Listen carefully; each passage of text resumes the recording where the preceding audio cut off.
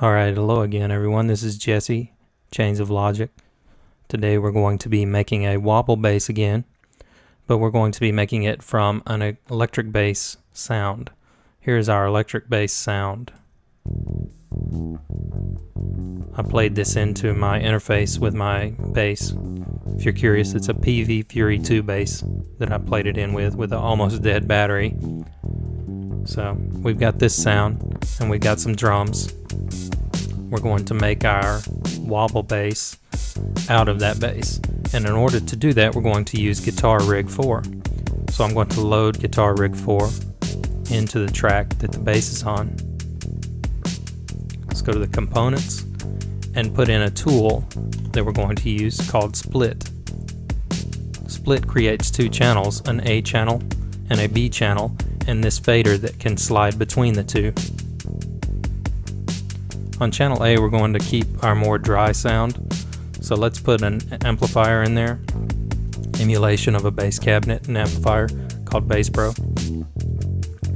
Now if I slide this all the way over, you can hear the affected sound of the emulated bass cabinet.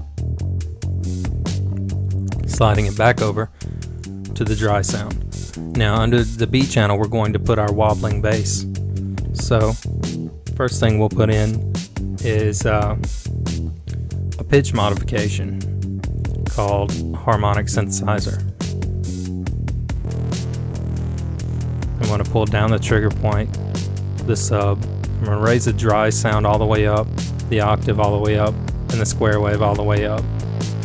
Pull the rate all the way down, and pull the filter stop frequency about halfway, and flip it over to bass.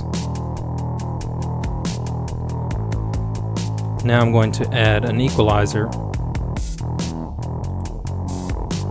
beneath the harmonic synthesizer.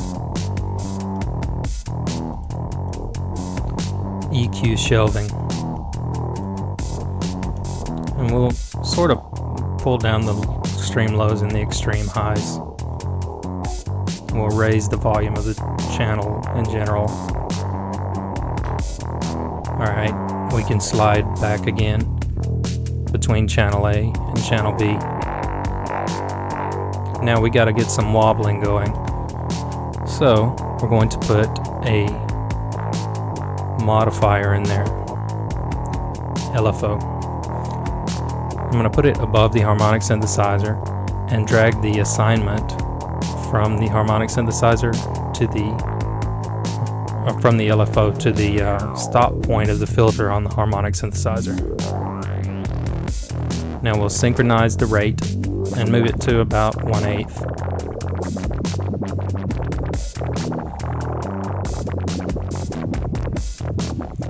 We'll set it to be a sine wave so it's a little smoother. And now we don't want this throwing wildly back and forth too far, so we'll pull the harmonic synth stop point down.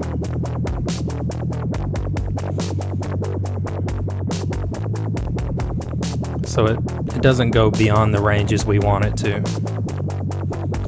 We got a wobble going.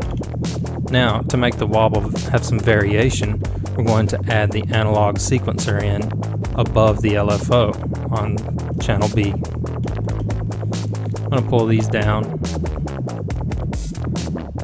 and we're going to assign the analog sequencer to the rate that the LFO is oscillating at. So we'll drag it down to the rate. We don't want this thing again wildly throwing this value way out, so we'll pull this down, way down. So like 0.10. Now we'll move some of these about halfway up. And we'll pull down the slide as low as we can so there's no delay there.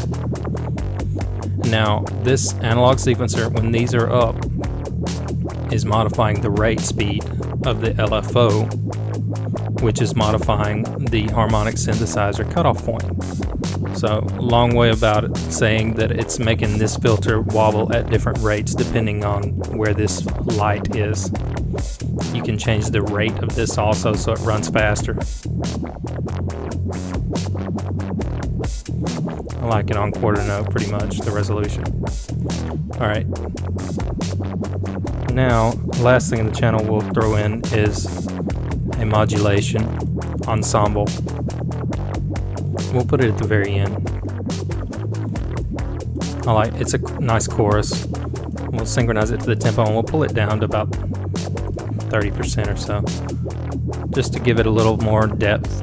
Chorus is nice on an electric bass. Now to get the dry sound, we can pull the split mix left to channel A, or we can pull it to the right for the wobble sound, the affected wobble sound. And you can get it somewhere in between where you're comfortable with it. In order to dirty the sound up a little more, we'll do what we've done several times before and put a bit crusher in.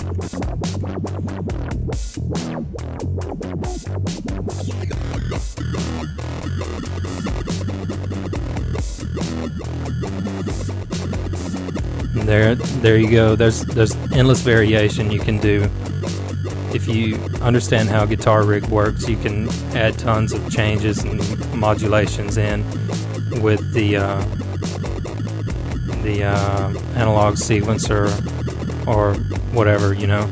You could take this, for example, and make an LFO, modify it back and forth in order to give some more motion and change to the sound. There's tons of things you could do. And the cool thing about this is if you're playing in a band, for example, and you want to add some kind of wobbling bass to your live set, if your drummer plays to the click track that Cubase is going at, you can load this in and get a nice low latency interface, plug your bass guitar in, and play live. And the computer will handle the wobbling and you'll handle the note information and the inputs. This was Jesse, Change the Logic.